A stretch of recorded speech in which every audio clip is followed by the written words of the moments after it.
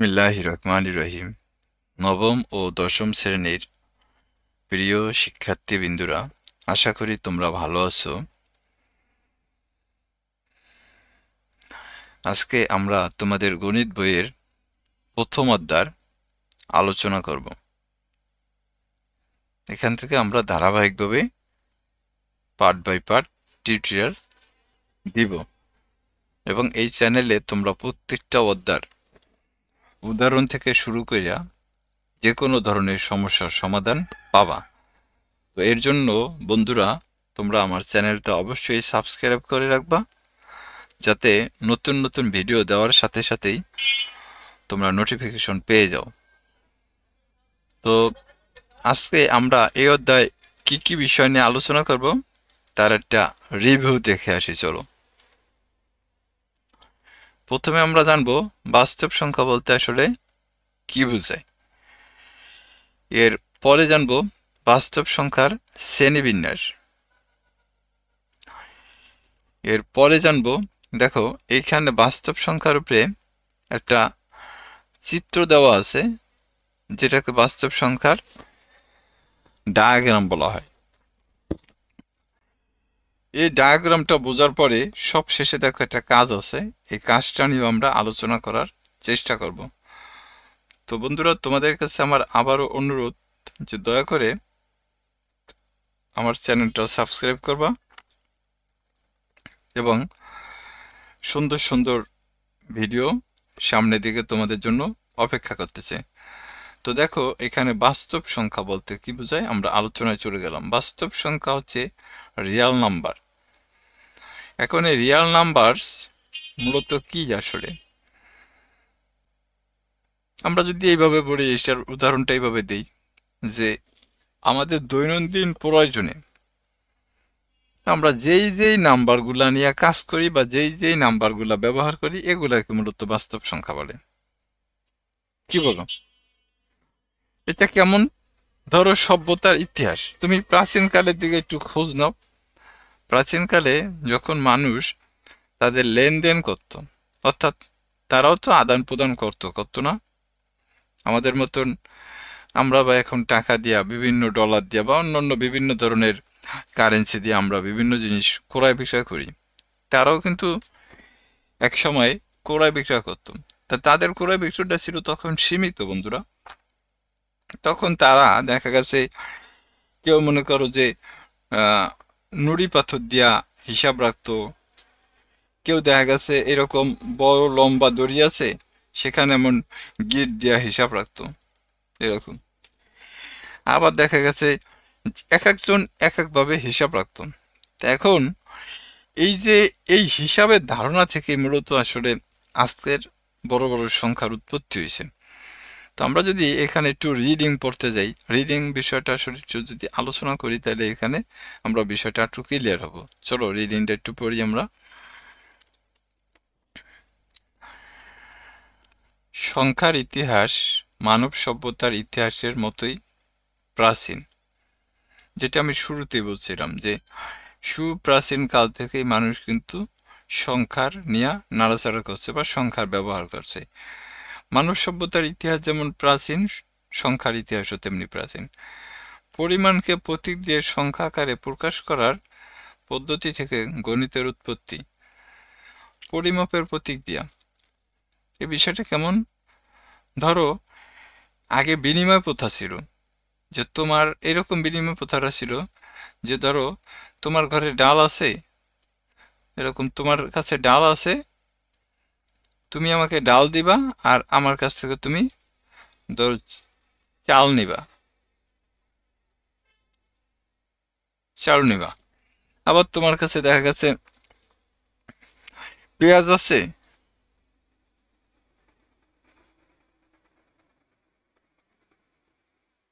তোমার কাছে ধরো পেঁয়াজ আছে, তুমি আমাকে পেঁয়াজ দিবা, আমার কাছ থেকে তুমি রসুন নিবা।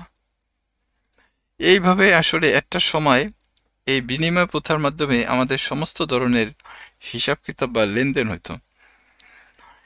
এখানে এটাই বলছে যে পরিমাণকে, দেখো, পরিমাণকে প্রতীক দিয়ে সংখ্যা আকারে প্রকাশ করার পদ্ধতি থেকে গণিতের উৎপত্তি। গ্রিক দার্শনিক অ্যারিস্টটলের মতে প্রাচীন মিশরের পুরোহিত সম্প্রদায়ের অনুশীলনের মাধ্যমে গণিতের আনুষ্ঠানিক অভিষেক ঘটে। মিশর একটা সম্প্রদায় ছিল যারা পুরোহিত। তোমাদের যারা হিন্দু বন্ধু বান্ধব আছে বা আমার এই টিউটোরিয়াল যারা সব হিন্দু বন্ধু বান্ধব বা শিক্ষার্থীরা দেখতেছো হিন্দু ধর্মাবলম্বী, তারা আসলে পুরোহিত বিষয়টার সাথে অনেক পরিচিত, কারণ তাদের পুজো অর্চনা বা অন্যান্য বিষয় আসে তাদের ধর্মীয় কাজগুলো মূলত পুরোহিত দ্বারা করা হয়। তো এটাই বলছে যে পুরোহিত সম্প্রদায়ের মাধ্যমে গণিতের আনুষ্ঠানিক অভিষেক ঘটে। তাই বলা যায় সংখ্যাভিত্তিক গণিতের সৃষ্টি যীশু খ্রিস্ট জন্মের প্রায় 2000 বছর আগে।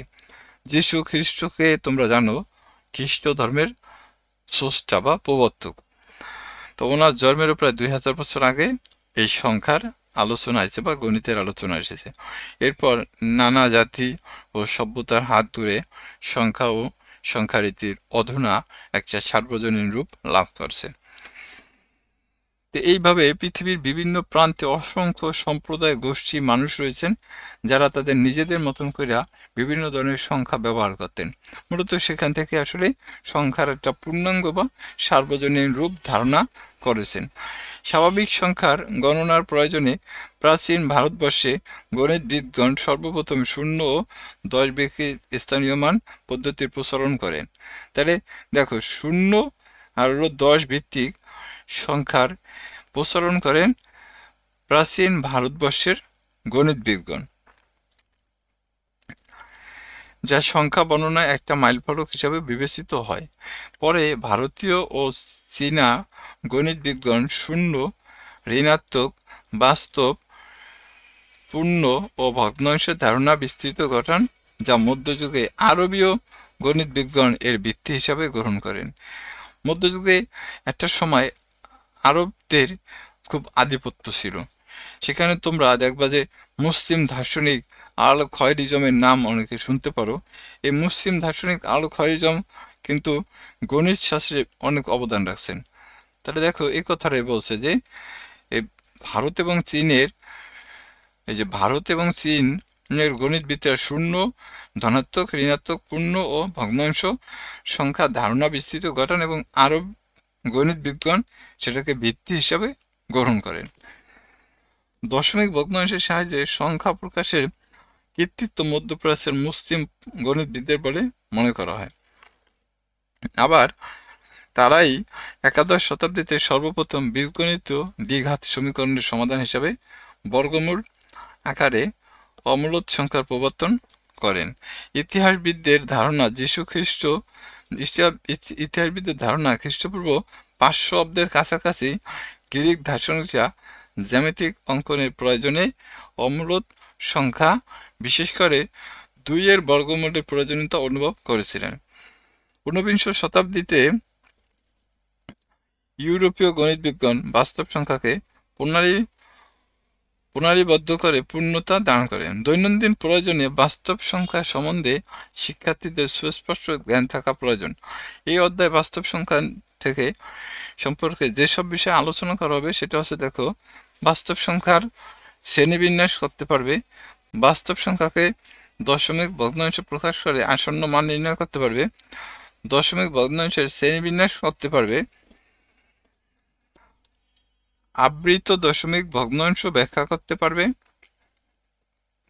এবং ভগ্নাংশকে আবৃত দশমিক ভগ্নাংশে করতে পারবে, আবৃত দশমিক ভগ্নাংশকে সাধারণ ভগ্নাংশে রূপান্তর করতে পারবে, অসীম অনাবৃত দশমিক ভগ্নাংশ ব্যাখ্যা করতে পারবে, সদৃশ ও বিসদৃশ দশমিক ভগ্নাংশ ব্যাখ্যা করতে পারবে, আবৃত দশমিক ভগ্নাংশ যোগ বিয়োগ গুণ ভাগের করতে পারবে এবং এতদ্বারা সংক্রান্ত বিভিন্ন সমস্যার সমাধান করতে পারবে। তার মানে এই অধ্যায়ে আমরা এই বিষয়গুলো জানতে পারবো।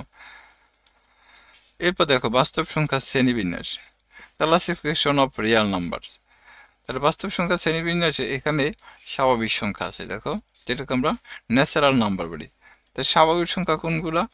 স্বাভাবিক সংখ্যা হচ্ছে শূন্য ছাড়া বাকি সব সংখ্যা হচ্ছে স্বাভাবিক সংখ্যা, অর্থাৎ 1 2 3 4, অর্থাৎ শূন্য ব্যতীত 1 2 3 4 5 6 7 8 9 10 11 12 এরকম যত সংখ্যা আছে সকল সংখ্যাকে বলা হয়েছে কি স্বাভাবিক সংখ্যা বলা হয়েছে। যে এই যে বলছে দেখো 1 2 3 4 ইত্যাদি স্বাভাবিক সংখ্যা বা ধনাত্মক অখণ্ড সংখ্যা। এখন এখানে আবার দেখো 2 3 5 7 এগুলো কিন্তু দেখো মৌলিক সংখ্যা। আবার এখানে দেখো 4 6 8 9 ইত্যাদি কিন্তু যৌগিক সংখ্যা। তোমরা মৌলিক সংখ্যা বলতে কি বোঝায় এটা আমি আশা করি জানো, যে সকল সংখ্যাকে এক এবং ওই সংখ্যা ব্যতীত অন্য কোনো সংখ্যা দিয়ে ভাঙানো যায় না তাকে বলা হয় মৌলিক সংখ্যা। আর যৌগিক সংখ্যা হচ্ছে এক ছাড়াও আরো অন্যান্য সংখ্যা দিয়ে যে সকল সংখ্যাকে ভাঙানো যায় তাকে যৌগিক সংখ্যা বলে। যেমন দেখো এখানে 2 আছে, 2 এর তুমি 2 গুণন 1 এই সংখ্যা ছাড়া অন্য কোনো সংখ্যা দিয়ে কিন্তু তুমি 2 বার নিতে পারবে না। কিন্তু দেখো তো সাইড সাইড আবার দেখো 2 গুণন 2 সমান সমানও কিন্তু সাইড হয়। তাহলে সাইডের গুণনীয়ক এক ছাড়াও অন্যান্য গুণনীয়ক আছে। তাই এই কারণে দেখো 4 6 8 9 এই সংখ্যাগুলা যেহেতু এক ছাড়াও আরো অন্যান্য গুণনীয়ক আছে এই কারণে এই সংখ্যাগুলো হয়ে গেছে যৌগিক সংখ্যা। আর এই সংখ্যাগুলারে এক এবং ওই সংখ্যা ব্যতীত, অর্থাৎ এই যে এখানে 1 এবং 2 ছাড়া অন্য কোনোভাবে 2 হবে না, আবার সেমভাবে 1 এবং 3 ছাড়া অন্য কোনোভাবে 3 বানাইতে পারবে না। তাই এই ধরনের সংখ্যাগুলোকে বলা হয়েছে মৌলিক সংখ্যা। দুইটা স্বাভাবিক সংখ্যার গসাগু 1 হলে এদেরকে পরস্পর সহমৌলিক সংখ্যা বলা হয়। গসাগু যদি 1 হয়, যেমন ধরো আমি একটা সংখ্যা নিলাম এখানে 3, 3 এর ভাঙাইলাম কত দিয়ে দেখো 1 আর হলো 3, তার মানে 3 এর গুণনীয়ক 1 3। আবার একটা সংখ্যা নিলাম কত 5 মনে করো, তাহলে 5 এর গুণনীয়ক কত দেখো 1 5। এখন এই দুইটার সংখ্যার ভিতরে 1 হচ্ছে কমন, এছাড়া কিন্তু দেখো কোনো গুণনীয়ক মেলে না। 3 এখানে আছে এখানে নেই, আবার এখানে 5 আছে এখানে নেই। তাহলে সুতরাং যখন দেখবা যে কোনো সংখ্যারে তুমি গুণনীয়ক আকারে ভাঙাইছো তখন সেই সংখ্যার ভিতরে 1 ছাড়া অন্য কোনো গুণনীয়ক পাওয়া যায় না, তখন ওই সংখ্যাগুলোকে বলা হচ্ছে সহমৌলিক সংখ্যা। যেমন এখানে দেখো উদাহরণ দিছে 6 আর 35। এখন 6 এর দেখো তো 6 এর ভাঙান দেওয়া কত দিয়া 6 এর গুণনীয়ক হচ্ছে 1, 6 6 3 2 6 আর হচ্ছে কত 6। আবার দেখো 35 এর গুণনীয়ক 35 একে 35 5 7 35। এই যে এখানে দেখো 6 এর কিছু গুণনীয়ক পেলাম আর 35 এর কিছু গুণনীয়ক পেলাম। এই গুণনীয়কের ভিতরে এই এখানে 1 আছে এখানেও 1 আছে, এর ছাড়া কোনো গুণনীয়ক হলেও কিন্তু কোনো গুণনীয়ক মেলে না। তাহলে সুতরাং এরা হচ্ছে কি পরস্পর সহমৌলিক। তাহলে সহমৌলিক কাকে বলে? 2 বা ততোধিক গুণনীয়কের ভিতরে শুধুমাত্র যদি সাধারণ গুণনীয়ক 1 থাকে তখন এরা সহমৌলিক হয়, অন্য ক্ষেত্রে সহমৌলিক হয় না।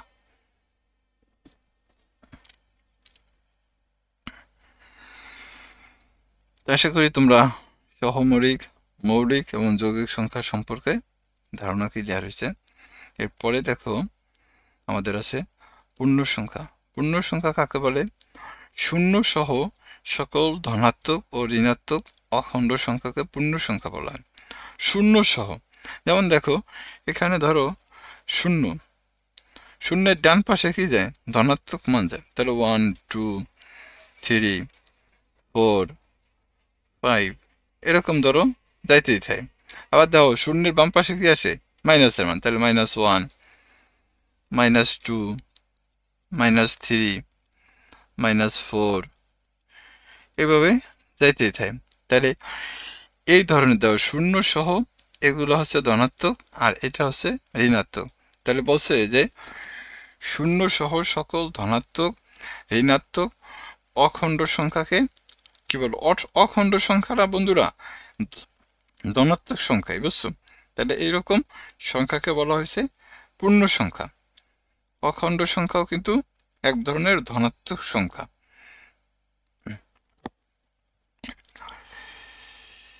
এরপরে দেখো ভগ্নাংশ সংখ্যা। ভগ্নাংশ সংখ্যা কিন্তু তোমরা জানো যে পি ডিভাইডেড কিউ আকারে কোনো সংখ্যাকে ভগ্নাংশ সংখ্যা বা সংক্ষেপে ভগ্নাংশ বলা হয়। পি ডিভাইডেড কিউ, যেমন ধরো এটা একটা ভগ্নাংশ সংখ্যা, আবার দেখো এইটাও একটা ভগ্নাংশ সংখ্যা। কিন্তু যদি এটা এরকম হইতো 3 ডিভাইডেড ধরো 30 ডিভাইডেড 0, আবার যদি এটা এরকম হইতো 30 ডিভাইডেড 1, তাহলে দেখো এই সংখ্যা দুইটা কিন্তু ভগ্নাংশ সংখ্যার অন্তর্ভুক্ত নয়। কারণ ভগ্নাংশ সংখ্যা হইতে হলে হর কখনো 0 হতে পারবে না এবং হর কখনো 1 হতে পারবে না। তাহলে এই যে এখানে বলছে দেখো যে ভগ্নাংশ সংখ্যা হচ্ছে পি ডিভাইডেড কিউ আকারে কোনো সংখ্যাকে সাধারণ সংখ্যা বা সংক্ষেপে ভগ্নাংশ সংখ্যা বলে, যেখানে Q does not 0, Q does not 1। এই যে যেটা বলছিলাম যে কিউ কখনো 0 এবং কিউ কখনো 1 হতে পারবে না, এটাই এখানে কিন্তু বলছে। এবং কিউ দ্বারা পি কে নিঃশেষে বিভাজ্য করা যাবে না। এখন ধরো তোমার ভগ্নাংশ সংখ্যা এমন হইল যে তোমার একটা সংখ্যা আছে 15 আর হর আছে মনে করো যে 3, তাহলে তুমি যখন 3 দিয়ে 15 ভাগ করবা তখন কত আসবে? 3 + 15 আসবে, রাইট? তাহলে দেখো তো ভাগশেষ কিন্তু মিলে গেল, নিঃশেষে বিভাজ্য হয়ে গেল। তাহলে তো এটা এই ভাগফলটা তো পূর্ণ সংখ্যা হয়ে গেল, তাহলে এটা তো ভগ্নাংশ সংখ্যা হবে না। এটাই বলছে যে কিউ দ্বারা পি নিঃশেষে বিভাজ্য নয়। যেমন এই যে এখানে দেখো হাফ, 3/2, -5/3, 4/6, এই ভগ্নাংশগুলো তুমি ভাগ করে দেখো একটা ভগ্নাংশ কিন্তু পূর্ণমান আসবে না, অর্থাৎ কোনো না কোনোভাবে এটা পয়েন্ট আকারে আইব। তাই দশমিক আকারে যখনই কোনো সংখ্যা আইব তখনই সেটাকে আমরা ভগ্নাংশ হিসাবে সংজ্ঞায়িত করতে পারি। এখন এই ভগ্নাংশ সংখ্যা আবার দুই ধরনের। দেখুন এখানে বলছে যে কোনো সাধারণ ভগ্নাংশ পি ডিভাইডেড কিউ এর ক্ষেত্রে পি লেস দ্যান কিউ হলে সেটা হচ্ছে প্রকৃত ভগ্নাংশ, আর পি গ্রেটার দ্যান কিউ হলে সেটা হচ্ছে অপ্রকৃত ভগ্নাংশ। অর্থাৎ দেখো আমি এখানে তোমাদের জন্য প্রথমে দুইটা সংখ্যা রেখেছিলাম।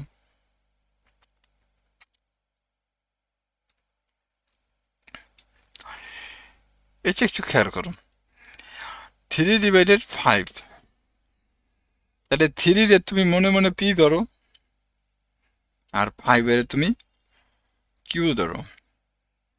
তাহলে এখানে কি হইলো দেখো, পির মান ছোট, কিউর মান বড়। P less than Q, P যখন কিউ অপেক্ষায় ছোট হবে তখন সেটা হবে প্রকৃত ভগ্নাংশ। প্রকৃত ভগ্নাংশ হবে।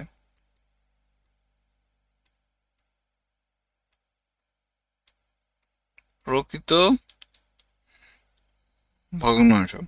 আবার এইটার মৃত্যু ছায়া দেখো তো, এই 5 এর তুমি পি ধরো আর 3 রে তুমি কিউ ধরো।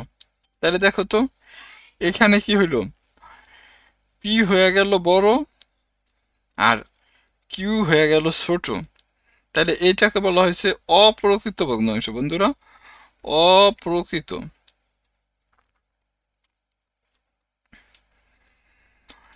অপ্রকৃত ভগ্নাংশ, যেটা এখানে বুঝাইছে যে এই যে P less than Q, P less than Q হলে ভগ্নাংশটা হয় প্রকৃত ভগ্নাংশ, আর পি গ্রেটার দ্যান কিউ হলে ভগ্নাংশটা হয় অপ্রকৃত ভগ্নাংশ।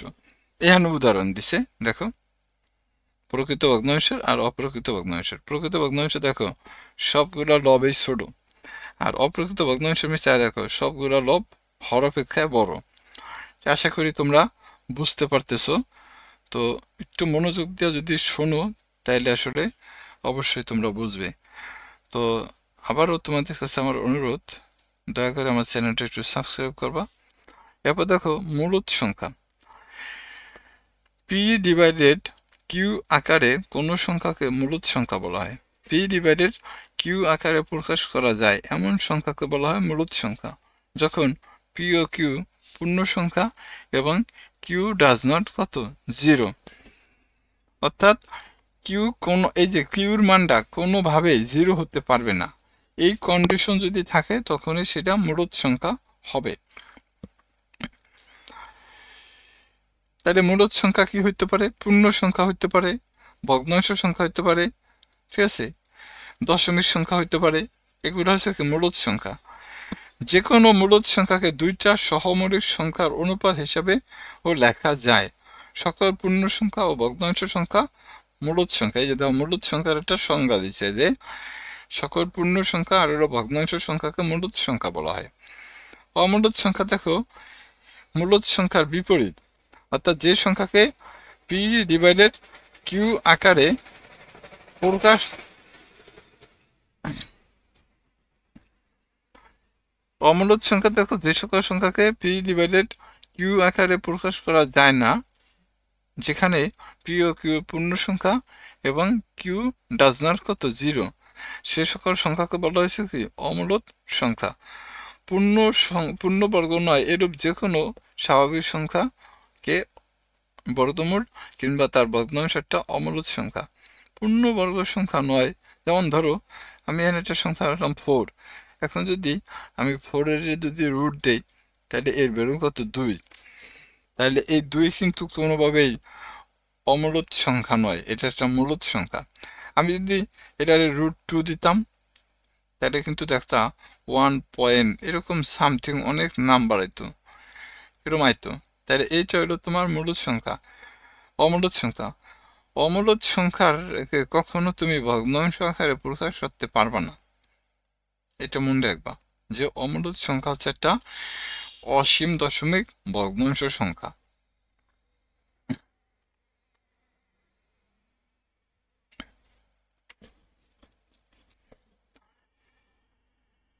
কোনো অমূলদ সংখ্যাকে দুইটা সংখ্যার অনুপাত হিসাবে প্রকাশ করা যায় না।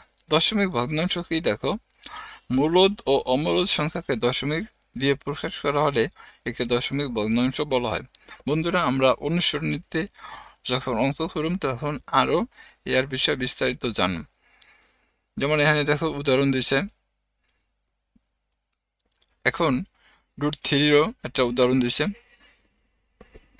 এই যে এখানে তুমি যা দেখতেছো, এই যে 3.0, এরপর 2.5, এরপর 3.333, এরপর দেখো 1.732, এই সব সংখ্যাগুলোকে দশমিক সংখ্যা বলে। এখন এই দশমিক সংখ্যাগুলোর ভিতরে একটু ভিন্নতা আছে, সেটা হচ্ছে দেখো এখানে 3.0, এখানে 2.5, অর্থাৎ এখানে আমরা বুঝতে পারতেছি যে দশমিকের পরে এক ঘর, এখানে বুঝতে পারতেছি দশমিকের পরে এক ঘর।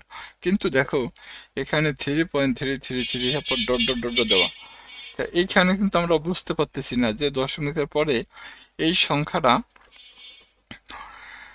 কত ঘরে যায় শেষ হয়েছে। তা যখন আমরা এরকম বুঝতে পারলাম যে দশমিকের পরে কয় ঘর যায় অঙ্কটা শেষ হয়েছে, তখন সেটাকে আমরা বললাম সসীম দশমিক ভগ্নাংশ। আর যখন আমরা দেখুন যে এরকম কত ঘর পর্যায়ে শেষ হয়েছে এরকম যখন না বুঝতে পারলাম, সেটাকে আমরা বললাম অসীম দশমিক ভগ্নাংশ। এটাই বলছে দেখো, দশমিক বিন্দুর পর অঙ্ক সংখ্যা সসীম হলে এদেরকে সসীম দশমিক ভগ্নাংশ বলে, আর দশমিকের পরে অঙ্ক সংখ্যা অসীম হলে এদেরকে অসীম দশমিক ভগ্নাংশ বলে। যেটা একটু আগে বললাম যে ধরো এখানে যদি তোমার এরকম হয়, তুমি এটা ভাগ করলা, সেটা ছোট হয়ে যায় বেশি।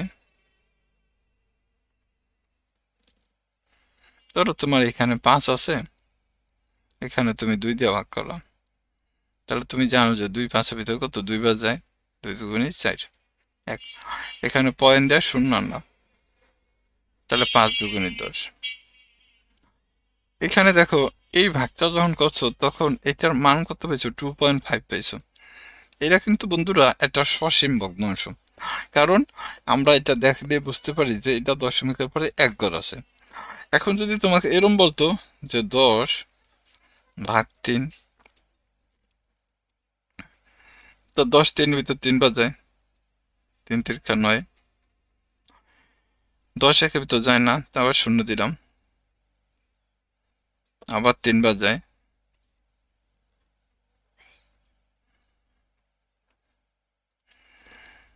এখানে 3 বার যায়, 3 3 9, আবার 3 বার যায়। এইভাবে দেখবা যে অসংখ্যবার যাইতে থাকবো, তার মানে এইভাবে শুধু যাইতেই থাকবো। তা এই ধরনের সংখ্যাকে কখনো আমরা সসীম সংখ্যা বলতে পারব না, এটা হচ্ছে অসীম দশমিক ভগ্নাংশ বলতে হবে এটাকে। তা আশা করি তোমরা এটা বুঝতে পারছো।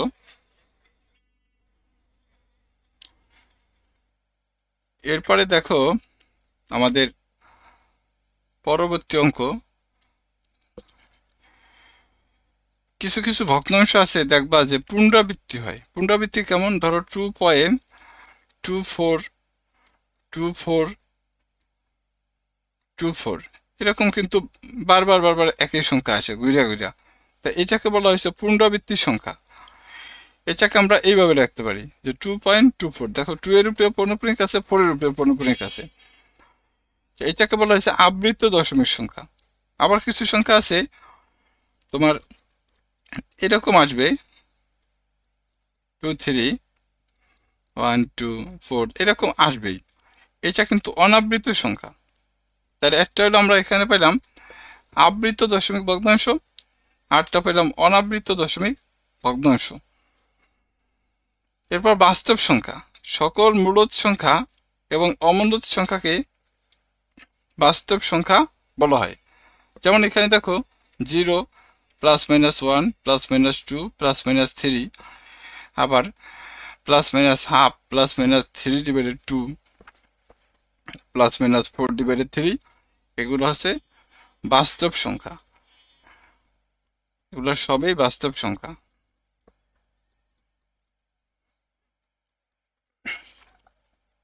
এরপরে ধনাত্মক সংখ্যা। ধনাত্মক সংখ্যা হচ্ছে শূন্য থেকে বড় সকল বাস্তব সংখ্যাকে ধনাত্মক সংখ্যা বলে, শূন্য থেকে বড়। তাহলে 2 এটা শূন্য থেকে বড়, হাফ এটাও শূন্য থেকে বড়, 3/2 এটাও শূন্য থেকে বড়। অর্থাৎ এরকম শূন্য থেকে বড় যত সংখ্যা পাইবা এই সমস্ত সংখ্যাগুলো হচ্ছে বাস্তব সংখ্যা।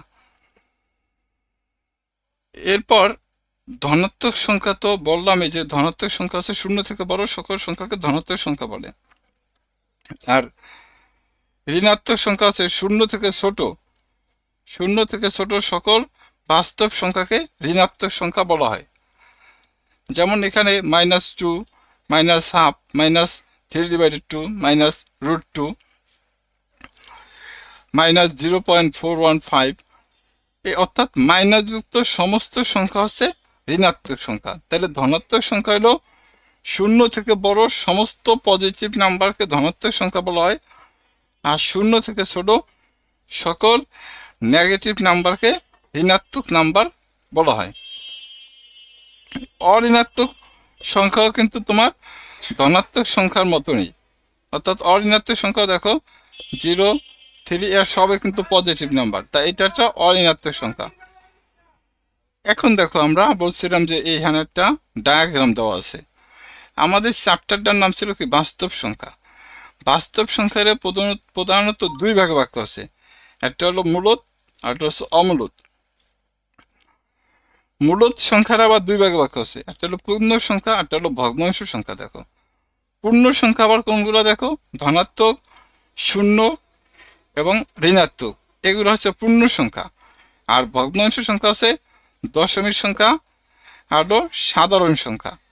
তাহলে এই ধনাত্মক সংখ্যারে বল আবার মৌলিক সংখ্যা এবং যৌগিক সংখ্যা এগুলো হিসাবে চিহ্নিত করা যায়। আর সাধারণ সংখ্যারে দেখো প্রকৃত ভগ্নাংশ, অপ্রকৃত ভগ্নাংশ, মিশ্র ভগ্নাংশ এই হিসাবে চিহ্নিত করা যায়। আর দশমিক সংখ্যা হলো সসীম হলো অসীম আবৃত দশমিক সংখ্যা। অমূলদ সংখ্যা হচ্ছে অসীম অনাবৃত সংখ্যা। এখন আমাদের এখানটা কাজ আছে, এই কাজটা বলছে যে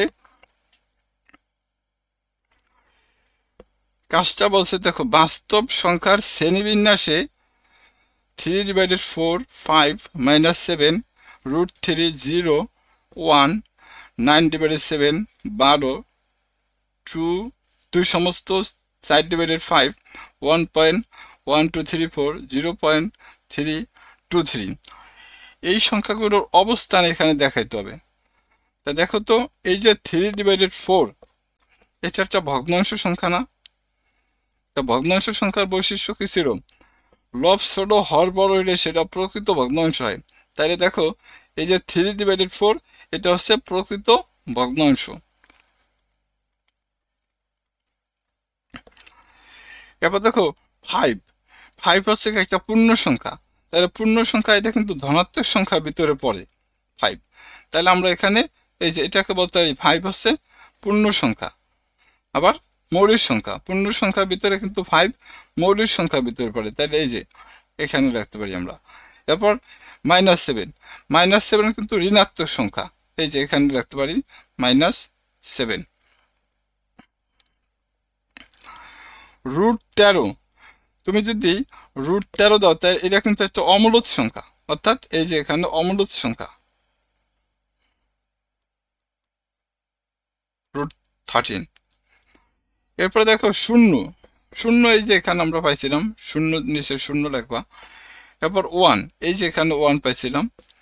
এরপর দেখো 9/7, এটা কিন্তু দেখো লব বড় হর ছোট, তাহলে এটা কি অপ্রকৃত ভগ্নাংশ? অপ্রকৃত ভগ্নাংশ।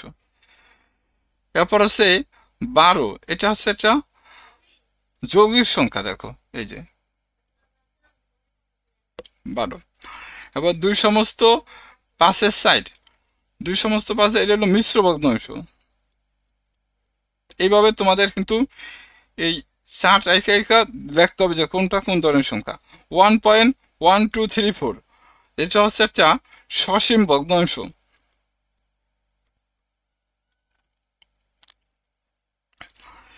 এবার 0.323 এটা হচ্ছে অসীম, এটা হচ্ছে তোমার অসীম আবৃত সংখ্যা 0.323। তো আজকে এই পর্যন্তই থাকবো বন্ধুরা, তোমাদেরকে অসংখ্য ধন্যবাদ। সবাই ভালো থাকবা। আসসালামু আলাইকুম।